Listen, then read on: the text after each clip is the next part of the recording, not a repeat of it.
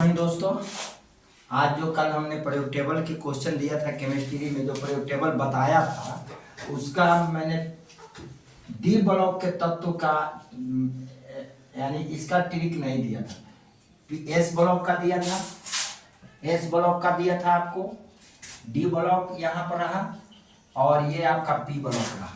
तो हमने P block के तत्व को दे दिया था और उसमें स्पेस के वजह से हमने नहीं दिया। तो आज मैं यहाँ से यहाँ तक के तत्व का पी ब्लॉक जो है, ये टोटल तत्व के हम आपको क्या देते हैं, इसको याद करने की तरीका, याद करने की ट्रिक को देते हैं आपके पास। जो ये जितने दिए थे कल और इधर एस और पी ब्लॉक के जो दिया गया था क्वेश्चन, उससे तो आपका ट्रिक से तो याद हो गया होगा। अब हम डी ब्लॉक के तत्व को देते हैं। सबसे पहले हम लोग ये मोसले का आवर्त सारणी है, मोसले का आवर्त सारणी है, मोसले का आवर्त सारणी है, आवर्त सारणी। इससे आपको क्वेश्चन आएगा कि मोसले के आवर्त सारणी किस सन में तैयार किया गया था। ठीक है, यानी आधुनिक आवर्त सारणी कब तैयार किया गया था, तो 1913 में हुआ था। ठीक है ना, मोसले का आवर्त सारणी कब तैयार हुआ था, मोसले का आवर्त सारणी 1913 में तैयार हुआ था। तो लिखेंगे पहले कि यहाँ से आवर्त सारणी के बारे में लिख दें कि कौन कौन वैज्ञानिक ने आवर्त सारणी को आकर तैयार किया था। ठीक है, तो डोबिनियर के अनुसार त्रिक नियम दिया गया था। डोबिनियर के अनुसार, डोबिनियर के अनुसार आवर्त सारणी में त्रिक नियम दिया गया था। कौन सा नियम दिया गया था, तो त्रिक नियम दिया गया था। त्रिक नियम कब दिया गया था, तो आपको दिया गया था ये 1829 में। कब दिया गया था, तो 1829 ईस्वी में। आपसे यहाँ से क्वेश्चन उठेगा कि डोबिनियर के त्रिक नियम, डोबिनियर के अनुसार कौन सा नियम मिला था, त्रिक नियम मिला था 1829 में। और अष्टक नियम आपका दिया गया था। अष्टक नियम ये आपको मिला था, अष्टक नियम कब मिला था, अष्टक नियम आपको मिला था न्यूलैंड्स के अकॉर्डिंग। न्यूलैंड्स ने दिया था, न्यूलैंड्स ने अष्टक नियम को दिया। और कब दिया, न्यूलैंड्स ने अष्टक नियम दिया और ये आपको दिया 1863 ईस्वी में, 1863 ईस्वी में। यानी अष्टक के नियम, न्यूलैंड्स के नियम, अष्टक के जो नियम है या न्यूलैंड्स के नियम को बोलेगा कब मिला था आपको, तो 1863 ईस्वी में। और इसके बाद में आपको मिला इसका मेंडलीफ के आवर्त सारणी, मेंडलीफ का आवर्त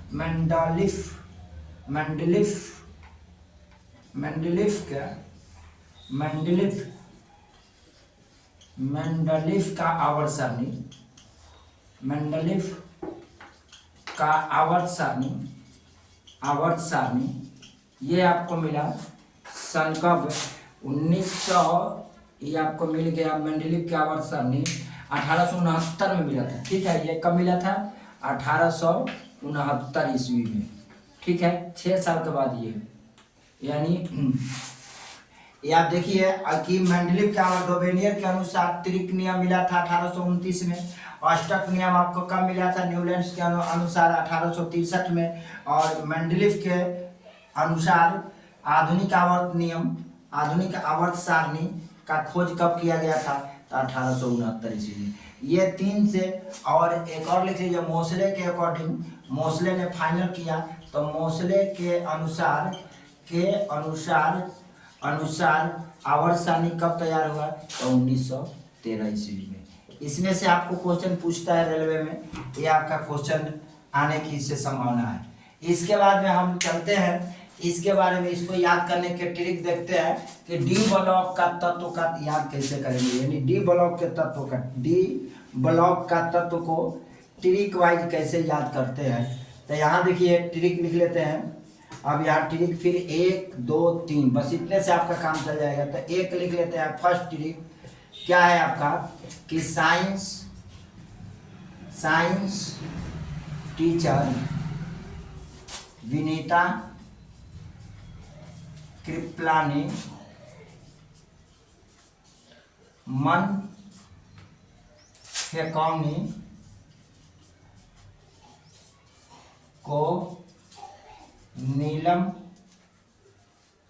यहां से लिख लें, मन इतना के प्लानी मन फेकौनी कौनी को नीलम क्यों जाने। पहला हो गया। साइंस के मतलब हो गया SC, टीचर के मतलब हो गया TI टाइटेनियम, विनीता के मतलब हो गया V, कृपलानी के मतलब हो गया CR। इसके बाद में मन MN, इसका मतलब ये हो गया मैग्नीशियम, फेकौनी यानी Fe फेरस, को मतलब कोबाल्ट, नीला मतलब निकिल, क्यों मतलब क्यों कप्पर, और जाने जेडेन यानी जस्ता। इससे आपको इस ट्रिक से आपको ये याद हो जाएगा। ये आपका पहला हो गया। दूसरा नंबर ट्रिक ले लेते हैं। ये आप यहाँ ले लें ट्रिक नंबर 2 कि यारा जरा निभाना, यारा जरा निभाना, निभाना, यारा जरा निभाना, मौत तक, मौत तक, रुकावट राह में पड़े, रुकावट बट राह में पड़े तो आग में कूद, राह में पड़े तो आग में कूद, आग में कूद। अब ये आपका ट्रिक से क्या हो जाएगा कि यारा यार वाई, आपका ये हो जाएगा वाई एल्युमिनियम जर ZR, इसका NB नेवियम मोनो मोनोलिमियम, आई हो जाएगा TE TC, आइए RU, यहाँ पे RH लिख देंगे। अब PD राह में पड़े यानी PD शीशा, PD आता है, PD शीशा नहीं, PD मतलब होगा आपका PD, यहाँ हो जाएगा आग में, आग AG, आग में कूद CD। ठीक है, इसका ये हो जाएगा। अब आपको इससे ये 2 हो गया। तीसरा ट्रिक आपको यहाँ लिख देते हैं, इस पे लिख देते हैं ला हफ्ता वर्नर है, वरना पिटाई इधर उधर और होगी। इसका लिख लेते हैं हम यहाँ, ये ट्रिक नंबर 3। यहाँ पर लिखेंगे क्या कि ला हफ्ता, ला हफ्ता वरना रे, ला हफ्ता वरना रे, उधर इधर पिटाई और होगी, उधर इधर पिटाई और होगी, और होगी। चलिए यहाँ पर इस तत्व का नाम लिख लीजिए LN ला हफ्ता, LAHF TAW वरना ला हफ्ता, ता के लिए आप यहाँ रख ले TA, वरना के लिए W, और रे के मतलब RE, रे उधर OS, इधर IR पिटाई PT, और AU होगी HG। अब आप समझिए यहाँ पे ये आपकी तीनों इस D ब्लॉक के तत्वों को हमने पूरा इसमें सजा दिया, इसके ट्रिक लिख लिया। अब मुझे ये जानना है, ये इसके बारे में मैंने बताया था कि कौन सी तत्व। सबसे पहले आप इसके बारे में जाने, ये हाइड्रोजन तत्व है। कौन सा है? ये हाइड्रोजन तत्व है, हाइड्रोजन। ये कौन सी तत्व है? कैलोजन है, कैलोजन, कैलोजन तत्व है। ठीक है, कैलोजन तत्व है। ये कौन सा तत्व है? ये जहरीला है, नाना पापा, नाइट्रोजन, फास्फोरस, आर्सेनियम। ये कौन सी तत्व है? ये आपका जहरीला तत्व है। कौन सा तत्व है? जहरीला तत्व है, जहरीला तत्व है। जहरीला तत्व पूछेगा तो आप इसको बताइए। यह कार्बन परिवार के तत्व है, यह कार्बन परिवार का तत्व है, परिवार का तत्व है, कार्बन परिवार का तत्व है, यानी कि सार्वभौमिक तत्व है। कौन सा तत्व है? सार्वभौमिक, सार्वभौमिक तत्व है, सार्वभौमिक तत्व है, इसको तत्व बोलेंगे। ठीक है, यह कार्बन परिवार के जो तत्व है इसे हम सार्वभौमिक तत्व बोलेंगे। ये बोरॉन परिवार के तत्व है, बोरॉन परिवार के तत्व है, बोरॉन परिवार का ये तत्व है, तत्व है। बस इतना समझे। अब सबसे पहले आप पूछ भी जाता है हाइड्रोजन परिवार के तत्व कौन सा है, तो आपका ये, इसमें तो हम कल बता ही दिए थे कि शून्य गैस है, इसके बारे में कल ही हमने चर्चा कर दिया था कल वाली वीडियो में। अब ये हाइड्रोजन क्या है, हाइड्रोजन क्या है, जहरीला गैस है, ये क्या है, सार्वभौमिक तत्व है, ये कार्बन परिवार के तत्व है। मैंने इसके बारे में भी कल चर्चा किया था। ये आपका कौन सा तत्व है, ये आपका तत्व उड़नशील धातु है, उड़नशील धातु है, उड़नशील। अब ये इसको हमने बता दिया था उड़नशील धातु। अब इसके बारे में मैंने बताया था कि सिक्का धातु है, सिक्का धातु है। ये कौन सी धातु है, तो सिक्का धातु है। अब मैंने देखिए यहाँ से यहाँ तक अब लगाइए, ये यहाँ से यहाँ तक की त्रिज्या, ये सब की त्रिज्या है क्या होती है, बराबर होती है। यानी इसकी त्रिज्या क्या होती है, बराबर होती है। यानी त्रिज्या आप निकालेंगे, त्रिज्या तो किस किस का बराबर होगा, एफ ई का बराबर CO बराबर NI, ये सब की त्रिज्या बराबर होती है। RH RU ये बराबर होता है, RH बराबर होता है PD। ये पूछता है सवाल, ये 3 की त्रिज्या, 2 की, ये 3 की, ये दोनों की त्रिज्याएं क्या होती है, आपकी बराबर होती है। इसकी त्रिज्याएं बराबर होती है। और इसके बाद एक और बात आप समझिए, आप त्रिज्या के बारे में समझ गए। ये सिक्का धातु है, इसके बारे में, ये सिक्का धातु है, यहाँ से यहाँ, यानी आपको हमने बता दें कि इसको पूछेगा कि त्रिज्या किसकी त्रिज्या बराबर है, तो आप इसकी त्रिज्या बराबर है, ये टोटल लाइन की त्रिज्या बराबर है। ठीक है, इसके बाद में और ये जो हमने बताया था यहाँ से यहाँ तक कि बताया था कि A1A 1B वर्ग जो बताया था, 1A 2A 3A बताया था, 3A 4A 5A 6A 7A 8A इसके बाद में यहाँ का बताया 1B 2B और यहाँ बताया 3B 4B 5B 6B 7B और ये 8B। तो ये टोटल तत्व आपका हो जाता है, जानते हैं का, ये आपका हो जाएगा प्लेटिनम धातु। कौन सी धातु हो जाएगा, प्लेटिनम धातु। अब इसको हम इसमें लिख देंगे कौन सी धातु है, तो ये प्लेटिनम धातु है, प्लेटिनम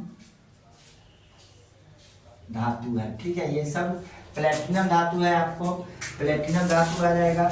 इसके बाद में मैंने टोटल इसमें दिया हुआ था, ये आज का वीडियो में अब टोटल आपको ये बता दिया कि कौन क्या है। अब हम क्या करेंगे, अब हमें निकालना होगा परमाणु क्रमांक। तो सबसे पहले हम इसकी क्रमांक 1 में हम क्या जोड़े, 2 जोड़ दें। इसमें कितना जोड़े हम, 2 जोड़े। ये हमारा प्लेटिनम है, हाइड्रोजन कितना, 1। अब इसकी परमाणु क्रमांक निकालना, परमाणु क्रमांक को देखिए। अब परमाणु क्रमांक हम इस सारे तत्व को निकालेंगे तो एक में क्या होता है, 2n² पर चले जाइए, तो 2 गुने 1 का होल स्क्वायर, वो तो मिलता कितना है, 2। तो 1 में 2 जोड़ दीजिए, 2 जोड़ दीजिए तो कितना आ जाएगा, 3। तो इसकी परमाणु क्रमांक 3। और 3 में आप क्या जोड़ दीजिए, अब 2 × 2 के होल स्क्वायर, तो 2 2 के 4 गुने 2 यानी 4 दूना 8। तो इसमें अब क्या जोड़ दीजिए, आप 8 जोड़ दीजिए, तो ये कितना आ जाएगा, 11। 11 में भी 8 जोड़ दीजिए, 8 जोड़ दीजिए तो इसका कितना आ जाएगा, 19।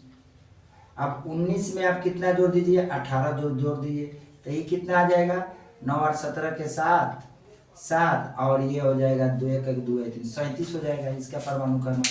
अब इसका परमाणु क्रमांक निकालने के लिए कितना जोड़ दीजिए, 8 18 फिर जोड़िए, तो 8 7 15 के 5 3 1 40 55 हो जाएगा। इसमें अब कितना जोड़ दीजिए, अब यहाँ पे जोड़ेंगे तो यहाँ पे कितना जोड़ दीजिए, 35 36 जोड़ दे, 18 दूना 36, तो कितना होगा 6 5 11 के 5 3 8 9, ये फ्रेंसियम 91 हो जाएगा। आपका इधर के परमाणु क्रमांक आपको समझ में आ गया कि हर इसमें 2 8 8 18 18 32 18 18 32 जोड़ेंगे, यहाँ 18 18 32, 5 2 7 हो जाएगा और 5 3 87 हो जाएगा। अब इस साइड में हमने निकाल लिया जोड़ने के लिए, तो ये मेरा हाइड्रोजन 1 हो गया, तो सिंपल हाइड्रोजन 1, आइए क्या ये हीलियम है, हाइड्रोजन है और ये हीलियम है, तो हाइड्रोजन 1 तो हीलियम क्या हो जाएगा 2। अब सिंपल सा बात है, ये जब 3 है तो इसका आगे आपका परमाणु क्रमांक 4 हो जाएगा, ये 11 है तो इसके आगे वाला परमाणु क्रमांक 12 हो जाएगा, ये 19 है तो इसके आगे वाला कितना हो जाएगा 20 हो जाएगा परमाणु क्रमांक, ये 37 है तो इसके आगे परमाणु क्रमांक कितना हो जाएगा 38 हो जाएगा, ये 55 है तो इसके आगे परमाणु क्रमांक कितना हो जाएगा 56 हो जाएगा, ये 87 है तो इसके आगे परमाणु क्रमांक कितना हो जाएगा 88 हो जाएगा। अब इसी टाइप के इधर से परमाणु क्रमांक को सीखना चाहते हैं, अगर तक इसका याद देखिए कैसे कीजिएगा, इसमें परमाणु क्रमांक कितना है 2 है, तो 2 में आप क्या जोड़ दीजिए, 2 में हमने क्या कहा 8 जोड़ दीजिए, 8 जोड़िए तो ये कितना हो जाएगा आपका यहाँ 10 हो जाएगा, 10 में अब कितना जोड़ दीजिए फिर 8 जोड़ दीजिए, तो इसका ये कितना हो जाएगा 18 हो जाएगा, 18 में कितना जोड़ दीजिए 18 जोड़ दीजिए, तो ये कितना हो जाएगा आपका 36 हो जाएगा। ये आपको यहाँ जोड़ रहे हैं, ये इसको जोड़ रहे हैं, ये इसको जोड़ रहे हैं, ठीक है। 36 में आप क्या जोड़िएगा, 36 में भी 18 जोड़ दीजिए, तो इसका कितना हो जाएगा 8 6 14 के 4 और 3 में 4 54 हो जाएगा, और 54 में आप कितना जोड़ दीजिए 32 जोड़ दीजिए, तो आपका यहाँ कितना आ जाएगा 4 2 6 और 5 3 8 1 9 96 हो जाएगा आपका, 96 86 हो जाएगा आपका, 86 87 आपका 86 हो जाएगा। यहाँ आप जोड़िए, तो इस साइड में आप ऐसे जोड़ लेते हैं तो इधर से परमाणु क्रमांक कंप्लीट, और इधर से जोड़ लेते हैं तो इस साइड से परमाणु क्रमांक कंप्लीट। आप दोनों साइड से परमाणु क्रमांक आपको याद करने की जरूरत नहीं है, ऐसे ही याद हो जाएगा। ये 10 है तो ये 9 होगा, ये 8 होगा, ये 7 होगा, ये 6 होगा, ये 5 हो जाएगा। अब यहाँ 18 है तो ये 17 हो जाएगा, ये 16 हो जाएगा, ये आपका हो जाएगा 15 हो जाएगा, ये कितना हो जाएगा 14 हो जाएगा, और ये 13 हो जाएगा। इधर से आप 36 है तो कितना घटाते जाइए 35 हो जाएगा, 34 हो जाएगा, ये 33 हो जाएगा, ये 32 हो जाएगा, ये 31 हो जाएगा। आप इधर से कितना 54 है तो ये 53 हो जाएगा परमाणु क्रमांक, और ये कितना हो जाएगा आपका 52 हो जाएगा, और ये कितना होगा 51 होगा, ये 50 हो जाएगा, ये 49 हो जाएगा। अब इसी तरह ये 86 है तो कितना हो जाएगा 85 हो जाएगा, ये 84 हो जाएगा, ये 83 हो जाएगा, अब 82 हो जाएगा, और ये 81 हो जाएगा। इधर से आपके परमाणु क्रमांक एकदम क्लियर हो गया। इस साइड से परमाणु क्रमांक आपको समझ में आ गया। इधर से हम कैसे करें माइनस करें, इस साइड से माइनस में चले जाएंगे, इधर से प्लस में आएंगे, यानी इधर साइड से इधर जाएंगे तो परमाणु क्रमांक लिखते हुए तो 9 में से घटाते जाएंगे 1 1, इधर से परमाणु क्रमांक लिखेंगे तो 1 1 जोड़ते जाएंगे। तो देखिए 4 है तो 5 6 7 8 9 10 हो गया, 11 12 13 14 15 16 17 18 19 20 हो गया। बाकी आपको इसमें अब जोड़ना है तो इसमें 20 है तो ये 21 कर लीजिए, 22 23 24 25 26 27 28 29 आपका यहाँ पे फिर 30 आ गया, ये 31 है तो ये 30।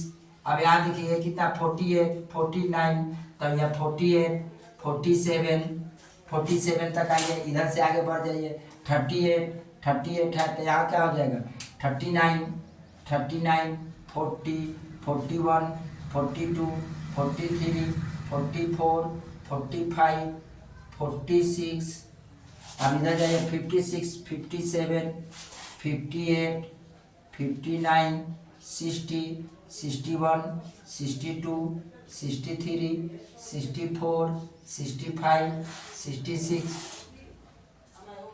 66 नहीं, यहाँ से आपका लेंथेनाइड ग्रुप में चला जाता है, ये यहाँ से नीचे चला जाएगा, ये यहाँ पर ये नहीं आएगा, यहाँ से लेंथेनाइड ग्रुप F ब्लॉक में चला जाएगा। मेरे दोस्त गलती हुई, यहाँ से आपको F ब्लॉक में चला जाएगा ये पूरा उठकर, ठीक है।